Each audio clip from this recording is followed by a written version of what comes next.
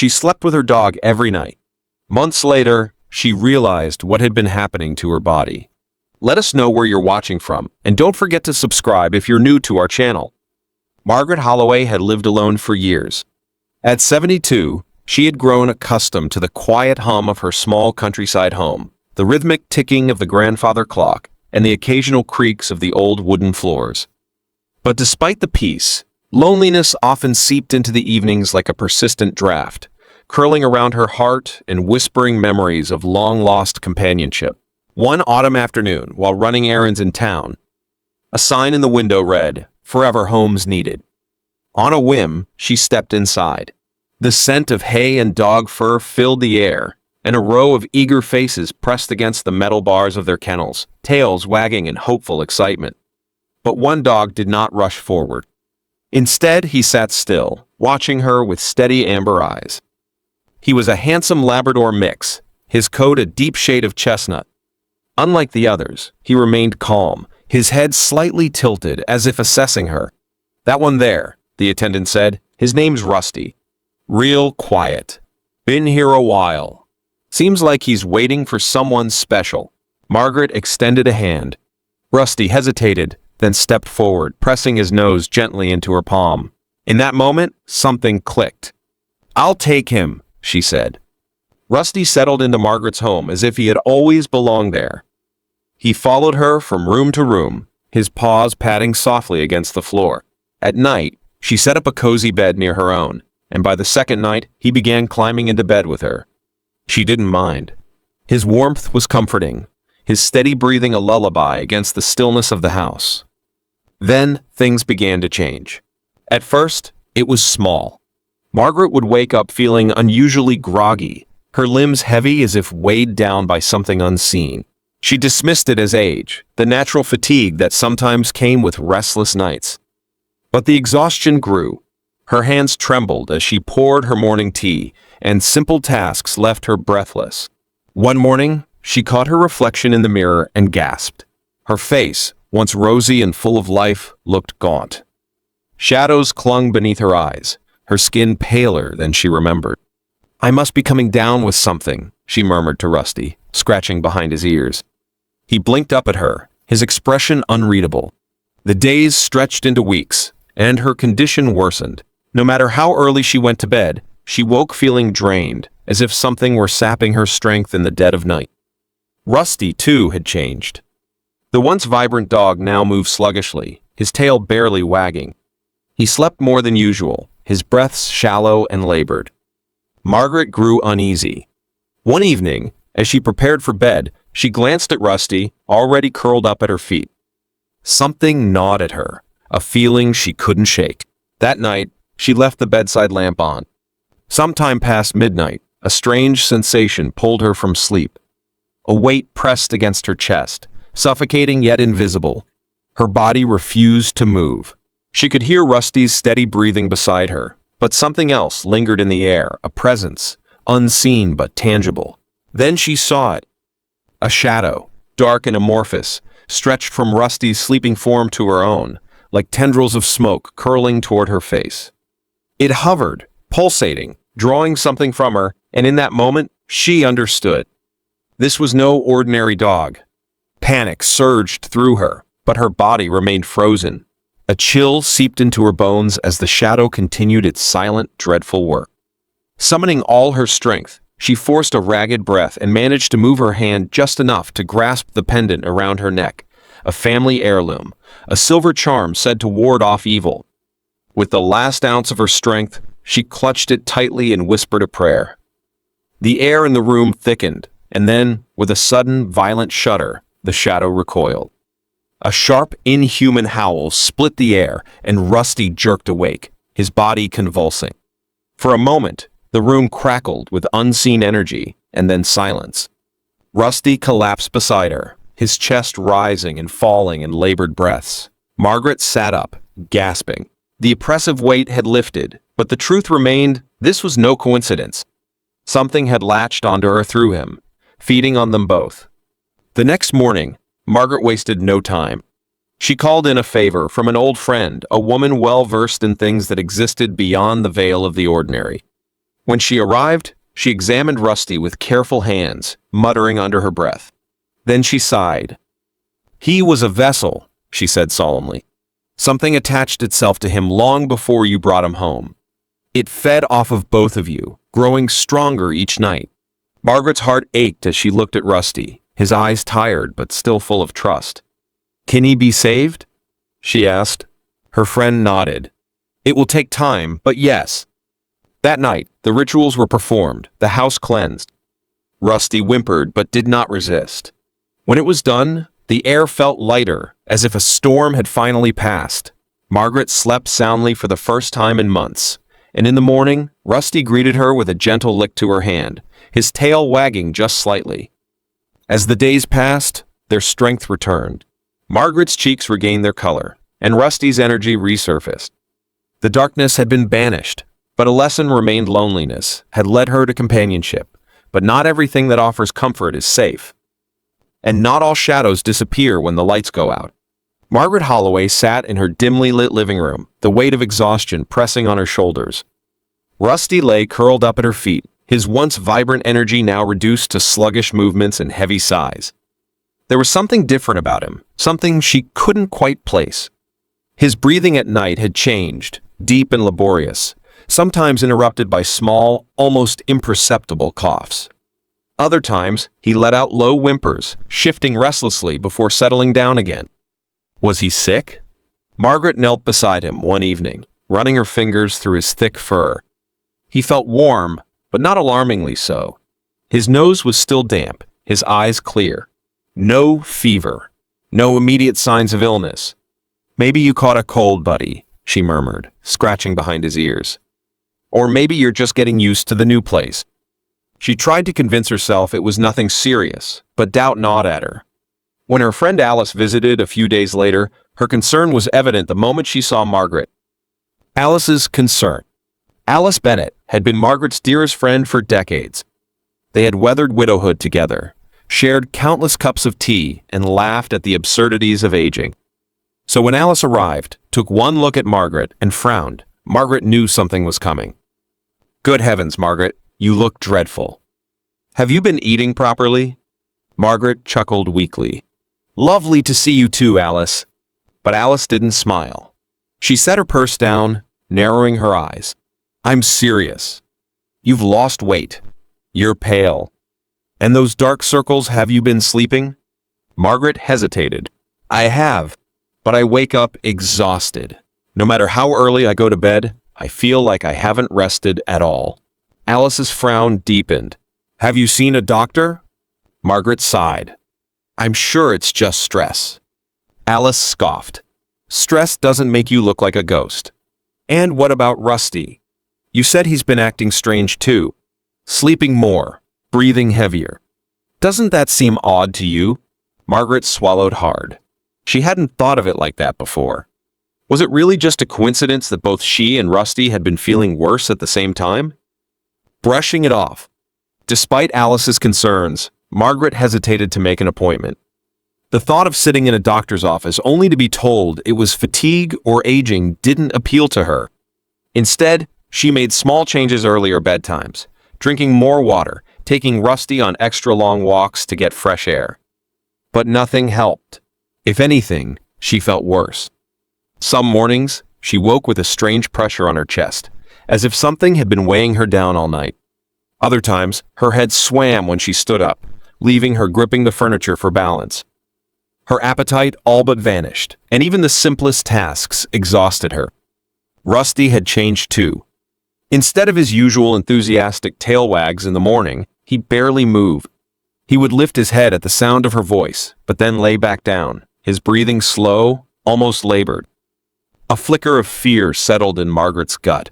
Something was definitely wrong. The breaking point. One night, after an exhausting day, Margaret collapsed onto the couch. Rusty lay beside her, unmoving.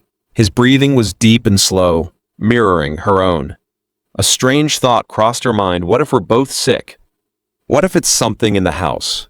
She brushed the idea away as paranoia. But as she lay there, eyelids heavy, a new sound reached her ears, a faint, almost imperceptible hissing noise. Her pulse quickened. She turned her head slightly, eyes locking onto the old vent near the floor. The house had central heating, something she hadn't thought much about before. Had it always made that sound? A shiver ran down her spine as the realization hit her like a tidal wave. The headaches, the exhaustion, Rusty's sudden decline, it all lined up. With a burst of adrenaline, she pushed herself up, stumbling toward the window. Her fingers fumbled with the latch before she threw it open, gulping in fresh air.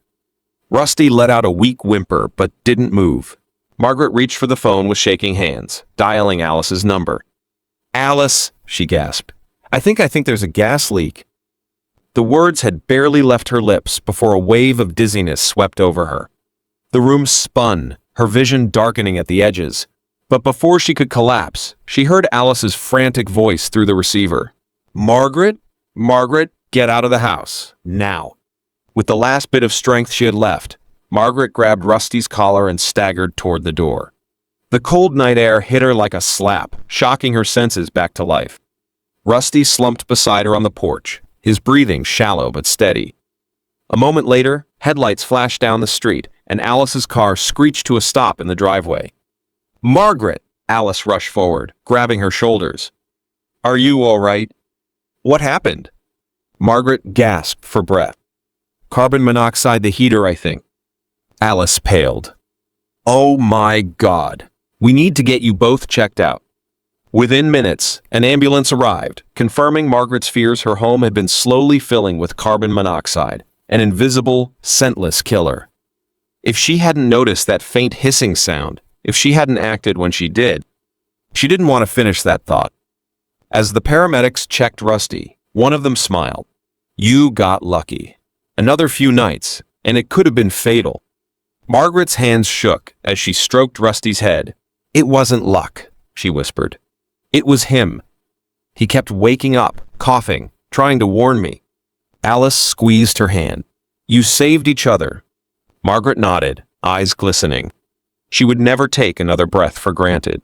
And she would never, ever sleep with the heater on again. Margaret Holloway sat stiffly in the driver's seat, her fingers clutching the steering wheel so tightly that her knuckles turned white. She stole a glance at Rusty in the back seat. He lay curled up, his head resting against the seat, his breathing slow and unnervingly shallow.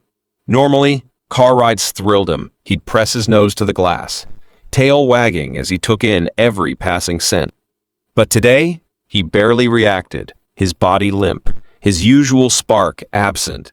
A sick feeling churned in Margaret's stomach. Something was wrong.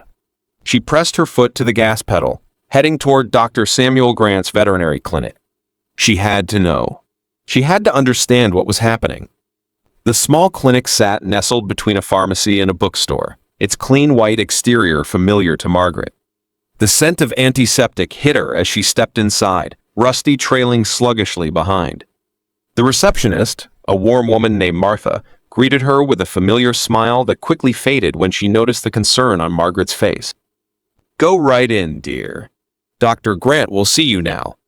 Margaret nodded, swallowing the lump in her throat as she guided Rusty into the examination room. Dr. Grant, a graying man with sharp hazel eyes and a steady presence, entered moments later. He adjusted his glasses and gave her a nod. "Margaret." She exhaled a breath she didn't realize she'd been holding. "He's different. Sleeping more, eating less. His breathing at night, it's heavier.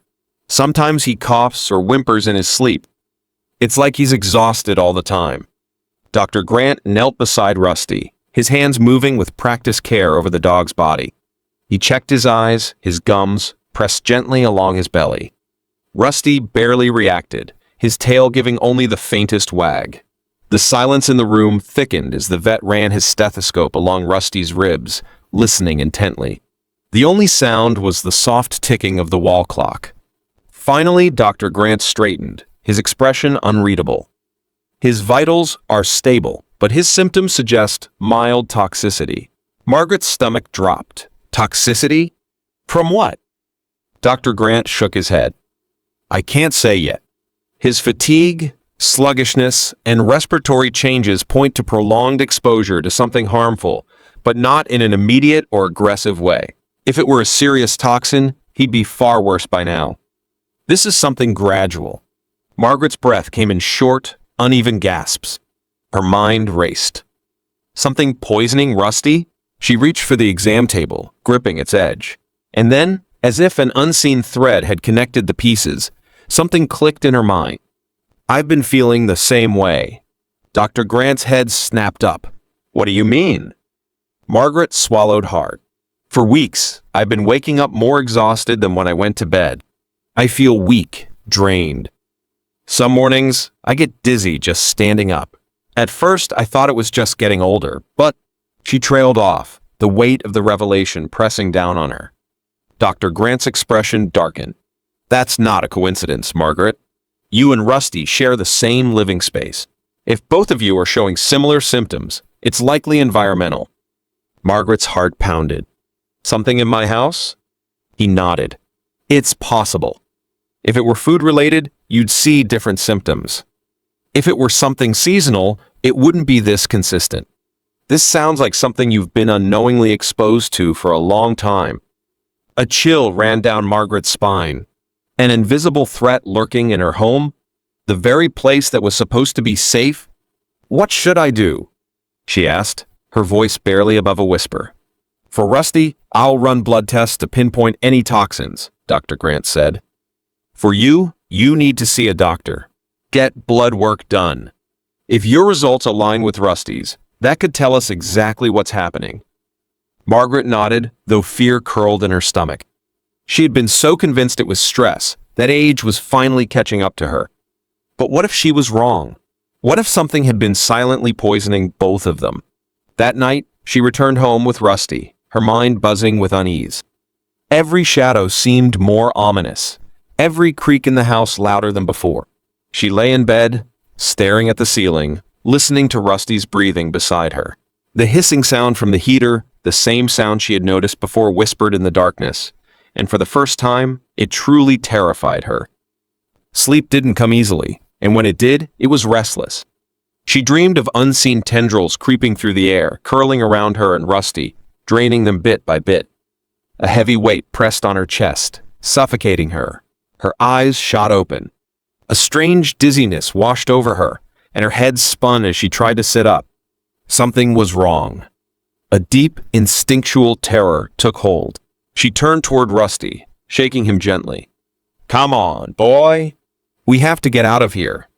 His eyes barely opened. His body was limp. Panic surged through her veins. She stumbled to her feet, the room tilting dangerously. She gasped for air, her breath coming in short, desperate gulps. The heater. The realization hit her like ice water.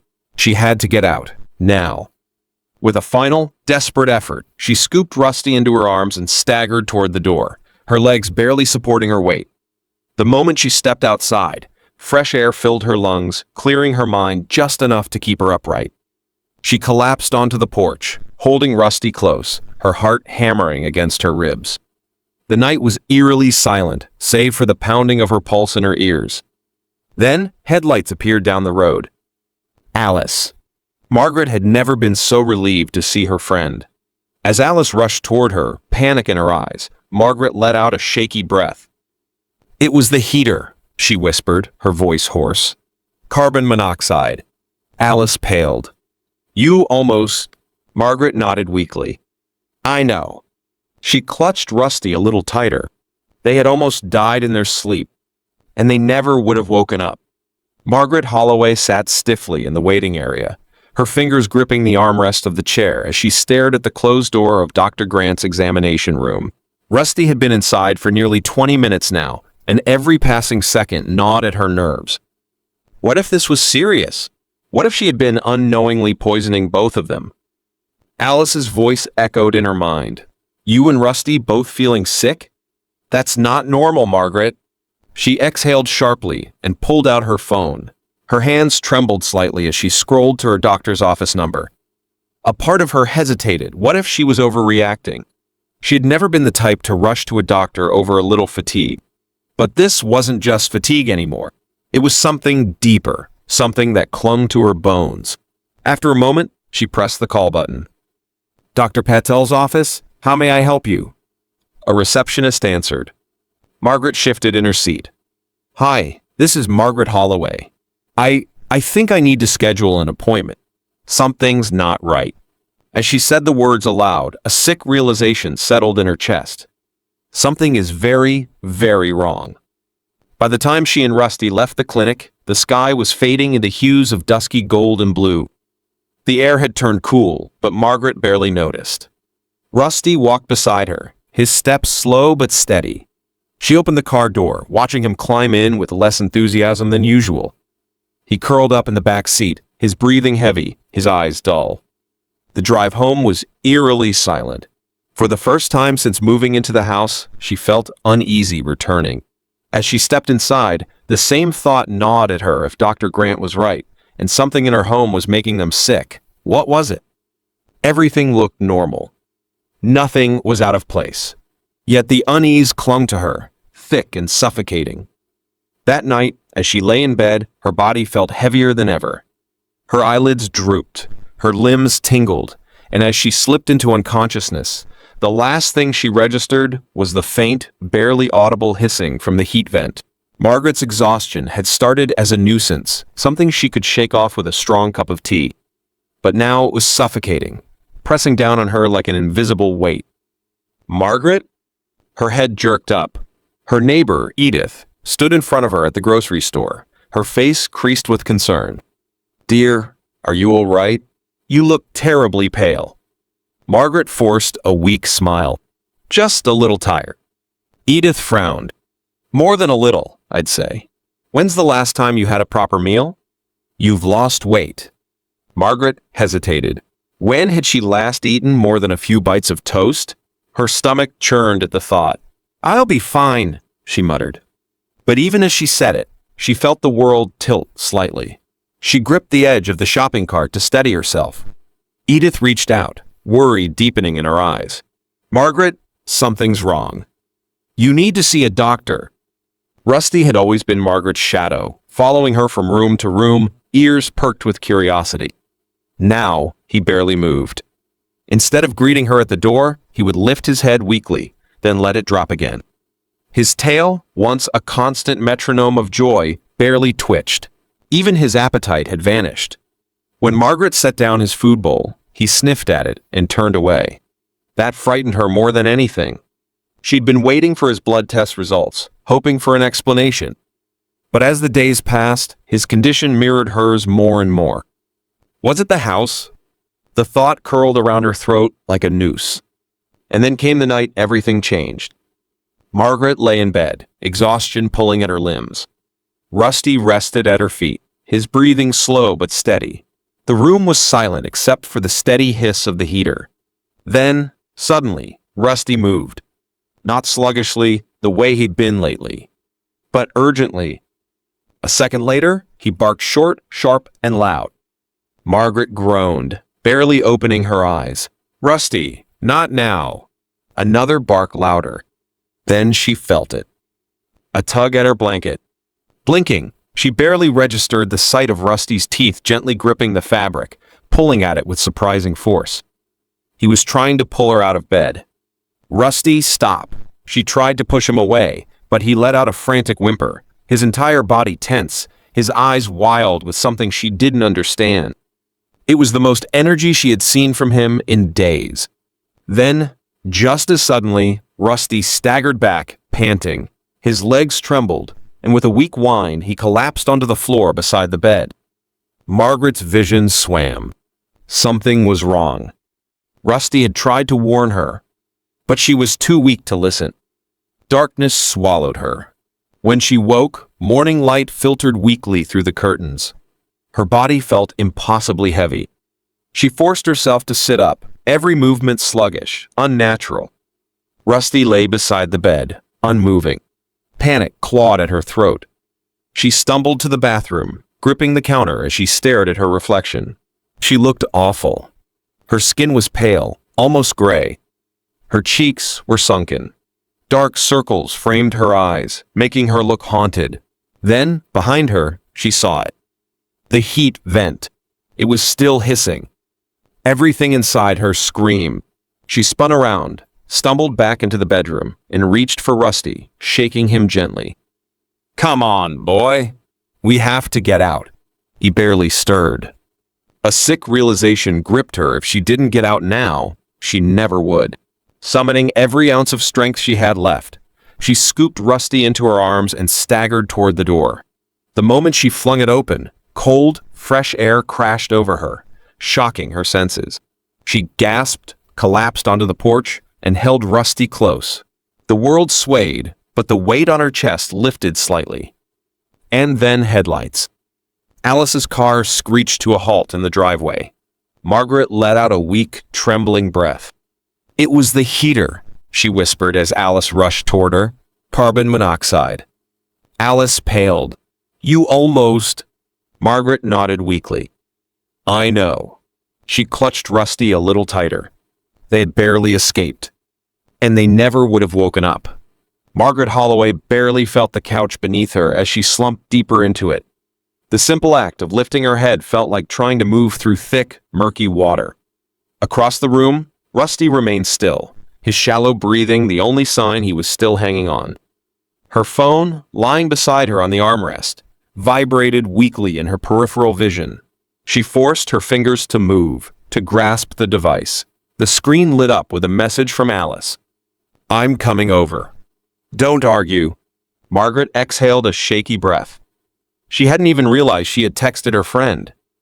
Or maybe she had, in a half-conscious daze. An hour later, the front door creaked open. Alice had her own key, and the moment she stepped inside, she froze. Something was wrong. The air was heavy, stale. There was no sharp, obvious smell, nothing immediately alarming, but something about the atmosphere felt off. Artificial. Wrong. Then she saw Margaret. Alice's voice wavered as she rushed forward. Margaret barely stirred. Alice pressed a hand against her forehead, clammy. Cold. Then she turned to Rusty. The dog didn't even lift his head.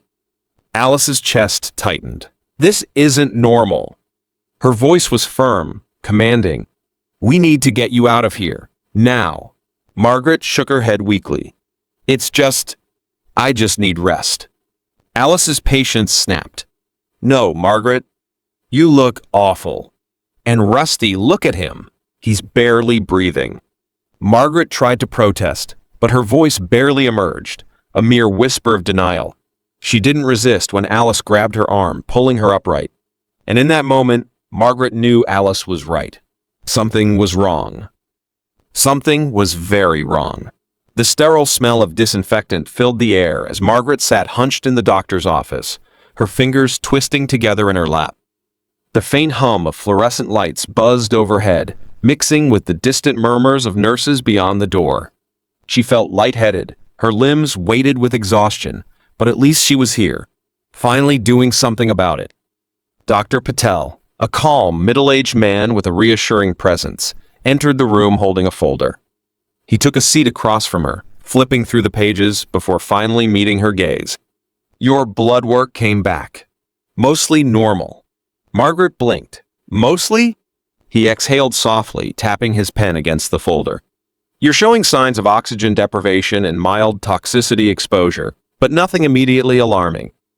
Your red blood cell count is slightly off, and there are markers of prolonged fatigue. Have you been exposed to chemicals recently? Living near an industrial site?" Margaret frowned. "No, just my house." Dr. Patel nodded.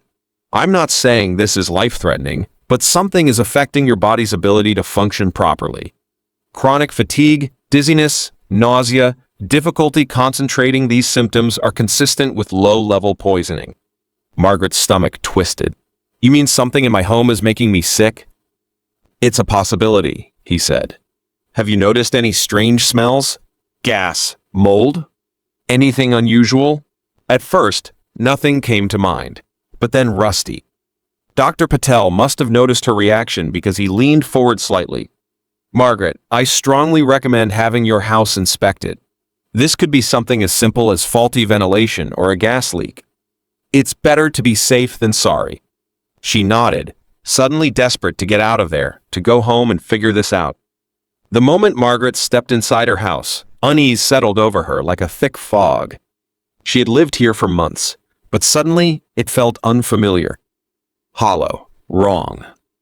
Rusty, still staying at Alice's for the night, wasn't there to greet her. The silence was deafening without him. The house felt colder, emptier. Then, she remembered what had been nagging at her. Rusty had been fixated on certain spots. The kitchen near the gas stove. Her bedroom, specifically the corner near the heater. She crouched down, running her fingers along the gas line, pressing her palm against the vent. Nothing. No strong smell of gas. Nothing obvious.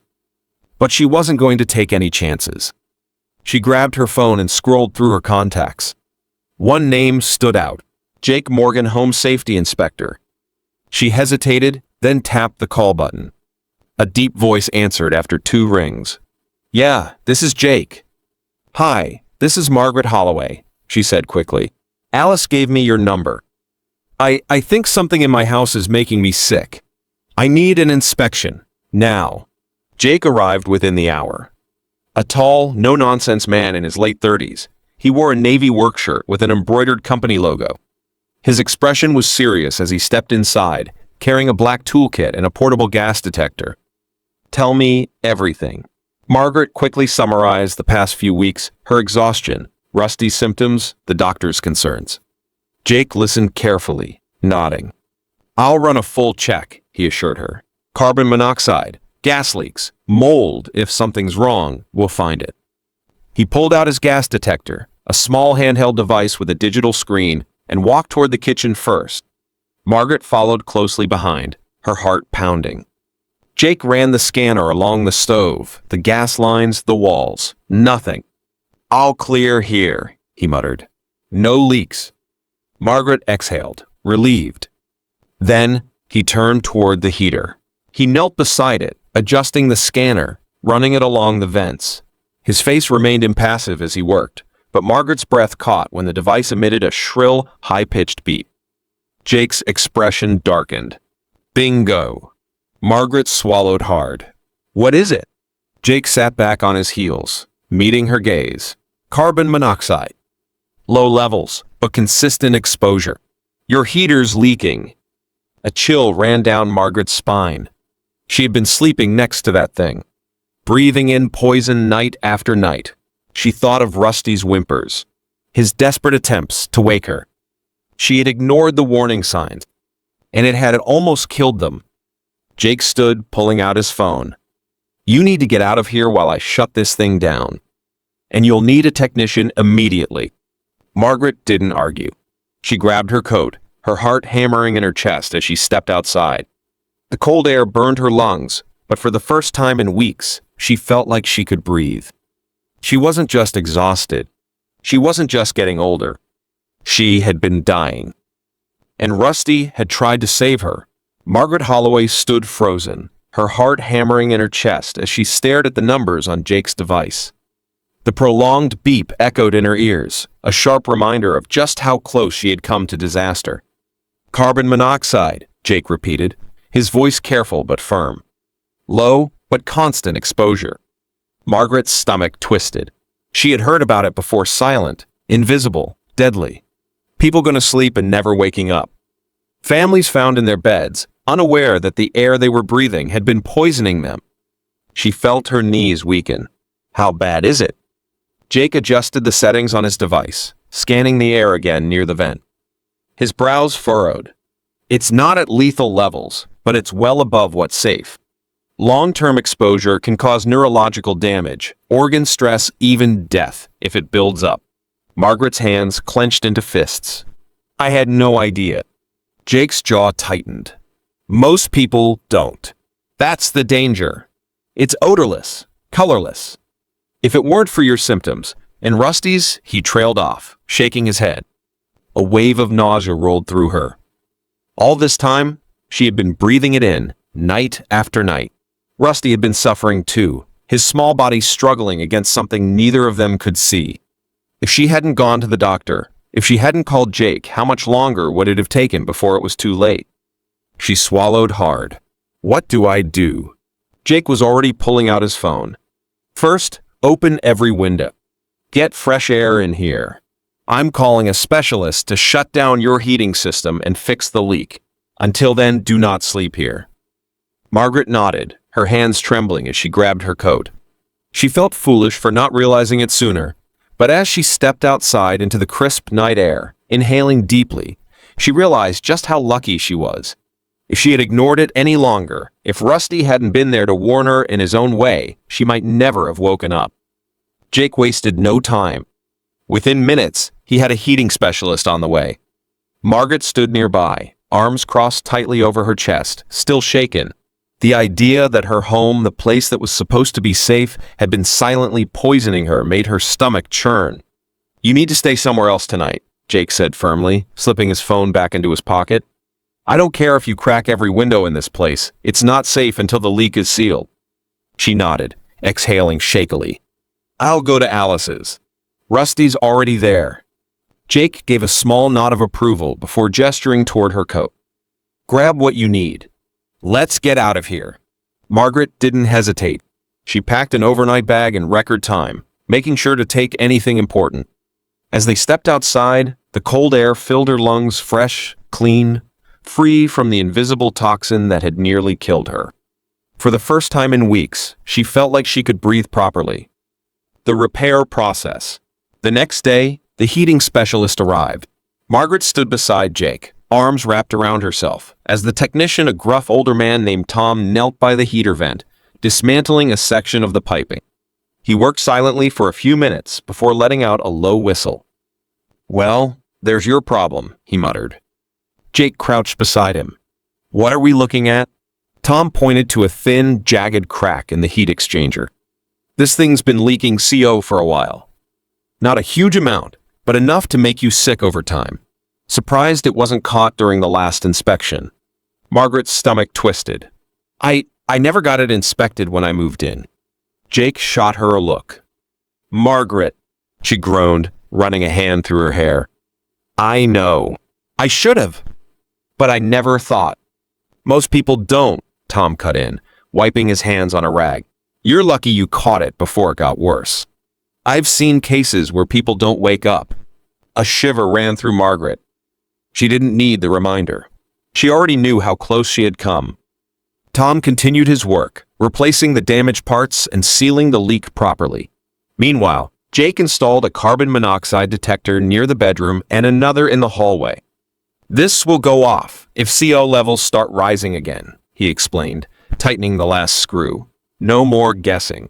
If it beeps, you get out." Margaret nodded, gratitude washing over her. "Thank you, Jake." He gave her a lopsided grin. "Hey, I like keeping my clients alive." A noticeable change. Margaret stayed with Alice for 2 more nights while her house aired out. By the time she finally returned, the difference was immediate. She woke up the next morning feeling refreshed, lighter than she had in weeks. The crushing fatigue, the headaches, the dizziness, all gone. She stretched in bed, inhaling deeply, marveling at the simple absence of exhaustion. This was how she was supposed to feel. Rusty, curled up beside her, let out a content sigh. His eyes were brighter, his tail wagging faintly. He was better too. Tears pricked at Margaret's eyes. She reached down, scratching behind his ears. "You saved me, boy." Rusty licked her hand in response, as if he understood. That day, she made herself a promise. Never again would she ignore her instincts. Never again would she brush off exhaustion as just getting older. And most importantly, never again would she take another breath for granted. As she sat on the couch that evening, Rusty curled up at her feet. The small, blinking light on the carbon monoxide detector caught her eye. A silent guardian.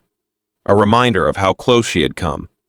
She reached for her tea, took a slow sip, and exhaled deeply. Safe. Finally safe. And alive. Margaret Holloway hadn't realized just how bad it had gotten until now. Sitting upright in bed, she felt a lightness in her chest, a sharp contrast to the crushing fatigue that had plagued her for weeks. She stretched her fingers, wiggled her toes, and inhaled deeply, her lungs filling with fresh, clean air. Movement at the foot of the bed caught her eye. He was awake, too, fully alert, his ears perked, tail thumping against the mattress. His eyes, once dulled by exhaustion, now gleamed with their familiar playful spark. Margaret's heart swelled with relief. "Morning, buddy," she murmured, reaching out to scratch his head. Rusty let out a content huff and, with a sudden burst of energy, jumped off the bed and trotted toward the door, his body bouncing with excitement. Margaret laughed, a sound she hadn't heard from herself in too long. Rusty was back. She was back.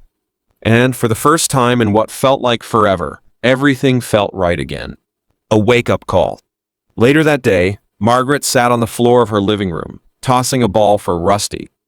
He sprinted after it, his paws skidding slightly before pouncing on his prize, tail wagging furiously. Watching him, Margaret felt a lump form in her throat. If it hadn't been for him, if he hadn't been acting strangely, sniffing around the gas lines, or trying to wake her that night, would she have ever figured it out? Or would she still be lying in bed, wasting away, until one day she simply didn't wake up? The thought sent a shiver down her spine. She set the ball down and called Rusty over. He trotted up to her, panting happily, before flopping beside her with a satisfied grunt. Margaret wrapped her arms around him, burying her face in his fur. "Thank you," she whispered. Rusty didn't understand the words, but he leaned into her, licking her cheek with a happy wag of his tail. He had saved her life, and she would never take that for granted again. A new routine. That night, Margaret settled into bed, her eyes flicking toward the carbon monoxide detector near the door. The small green light blinked steadily, a quiet reassurance that the air was safe. Rusty, as always, curled up beside her, his body warm against her legs. She smiled, reaching down to scratch his ears. "You're still sleeping here, huh?" she teased. Rusty let out a content sigh and stretched out even more, claiming an unnecessary amount of space. Margaret chuckled. "Fine, you win." As she closed her eyes, a sense of peace washed over her. She was safe. Rusty was safe. And she would never ignore the small signs again. Because sometimes those small signs saved lives. A new perspective. The days after her recovery felt surreal. Everything seemed clearer, as if she had been walking through a fog for weeks and had only just stepped into the sunlight. Her energy had returned completely. Her mind felt sharper, her body lighter. She could breathe deeply without feeling like she was carrying a weight on her chest. And Rusty? He was himself again, bounding across the apartment with endless enthusiasm, his eyes bright, his tail wagging constantly. Watching him run through the park, chasing after squirrels and barking at passing dogs, Margaret felt an overwhelming sense of gratitude. She had come so close to missing this, to missing everything, realizing the danger. It had taken one conversation with Jake for reality to truly sink in. "You don't realize how lucky you are," he had told her. "Most people don't figure out carbon monoxide poisoning until it's too late. It's called the silent killer for a reason." Margaret shuddered. "I don't even want to think about what would have happened if Rusty hadn't been acting strange." Jake leaned against his truck, arms crossed. "You should tell people about this. How many of your friends even have CO detectors?" She hesitated. She hadn't thought about that. "Probably not enough," she admitted. "You could have died, Margaret," Jake said bluntly. "And if you hadn't gotten out when you did, Rusty would have gone with you." The thought hit her like a punch to the gut. She looked down at Rusty, who sat beside her, looking up with his quiet devotion. She had almost lost him. Or worse, he had almost lost her. Margaret clenched her fists. She couldn't change what had happened, but maybe she could prevent it from happening to someone else. Spreading awareness. The next day, Margaret pulled out her laptop and started typing. She posted on social media, telling her story in raw, honest detail, how she had ignored the signs, blamed stress, and how she'd almost died in her sleep without ever realizing it. If you're reading this and you don't have a carbon monoxide detector in your home, get one. Now, it might just save your life. She attached a photo of Rusty captioned, "This dog saved my life." Pay attention to your pets. Sometimes they know things before we do. Within hours, the post had hundreds of shares. Messages flooded in. Friends texted her, saying they had just ordered CO detectors. Strangers commented that they had never even thought about checking their heating systems.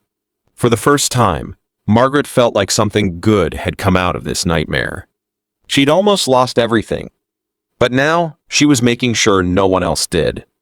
A new beginning. A week later, Margaret visited the animal shelter where she had first adopted Rusty. Not to adopt another dog, but to donate. She dropped off a box of CO detectors, handing them to the shelter manager. "Give one to every new adopter," she said. "Make sure they know." The woman looked at her, surprised, then smiled warmly. "Thank you, Margaret. That's a great idea." As Margaret walked back to her car, Rusty trotting beside her, she felt lighter. What had once been a terrifying experience had now turned into something meaningful. She had survived. And because of Rusty, she was making sure others would too. As she started the car, Rusty poked his head out the window, tongue lolling in the wind, a picture of pure joy. Margaret laughed. Yes, this was a new beginning. Love protects. Margaret had learned a lesson she would never forget. Sometimes the things we can't see are the most dangerous. But through it all, one truth remained clear. Love protects. Rusty had saved her life, not by barking at danger or dragging her from a fire, but simply by being there. By showing her what she had overlooked. And isn't that what love does? It watches over us. Warns us when we're too blind to see. Stays by our side, even when we don't realize we need saving. This wasn't just a story about survival. It was about trust, intuition, and the quiet miracles that happen every day. Sometimes in the form of a loyal dog, and sometimes in the whispers of something greater, guiding us even when we don't understand why. Applying the lesson to life. Margaret's story is a reminder that life's greatest dangers are often the ones we can't see. In today's fast-paced world, people are constantly juggling work, responsibilities, and distractions, rarely taking the time to notice the small signs that could indicate something is wrong. Her experience with carbon monoxide poisoning is a powerful metaphor for the hidden threats we ignore, not just physical dangers, but emotional and mental ones as well. How often do people dismiss exhaustion, stress, or an uneasy feeling as something insignificant, only to realize too late that it was a sign of something deeper? This story teaches us the importance of listening to our bodies, our instincts, and even the unspoken warnings of those who care about us. Whether it's a persistent feeling that something is off in a relationship, a job that slowly drains the joy out of life, or physical symptoms that are too easily brushed aside, awareness and action can make all the difference. Margaret's journey also highlights the role of love and loyalty in our lives. Rusty, without words, showed unwavering devotion and ultimately saved her. It's a testament to the quiet ways in which love protects us through the concern of a friend, the intuition of a pet, or the guidance of something greater than ourselves. In a world that encourages pushing through exhaustion and ignoring discomfort, Margaret's story urges us to pay attention. The things we overlook can sometimes be the most dangerous. And sometimes, the smallest sign's the flicker of a warning light. So, take the time to listen. Take the warnings seriously. And never underestimate the power of love to keep us safe, even when we don't realize we need saving.